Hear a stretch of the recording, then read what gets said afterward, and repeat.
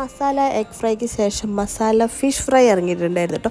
കുറച്ചായി ഇതിങ്ങനെ ഓടിക്കൊണ്ട് നിൽക്കുന്നു കേട്ടോ. ഞാൻ എന്തായാലും ലേറ്റായിപ്പോയി. അതങ്ങനെ തന്നെയാണ്. അധികം ഞാൻ ഒക്കെ കഴിഞ്ഞിട്ട് ഞാനൊന്ന് പരീക്ഷിച്ച് നോക്കലുള്ളൂ കേട്ടോ. അപ്പോൾ ഇന്നെന്തായാലും ഞാൻ അങ്ങോട്ട് പരീക്ഷിച്ച് നോക്കി. ആദ്യം തന്നെ കുറച്ച് വെളിച്ചെണ്ണ, മുളക് പൊടിയും മഞ്ഞൾപ്പൊടിയും ഇട്ടിട്ട് ഒന്ന് മിക്സ് ചെയ്തെടുക്കുക. ആ ടൈമിൽ ഫ്ലെയിം ഓൺ ആക്കി വെക്കരുത്. അതിന് ശേഷം നമ്മൾ കൊച്ചുള്ളി ചതച്ചതും വെളുത്തുള്ളി ചതച്ചതും കൂടി ഇട്ട് കുറച്ച് കറിവേപ്പില ഇടുന്ന സമയത്ത് നമ്മൾ ഫ്ലെയിം ഓൺ ആക്കി വെക്കുക. നല്ലോണം മിക്സ് ചെയ്യുക. ആവശ്യത്തിനുള്ള ഉപ്പ് ഇടുക.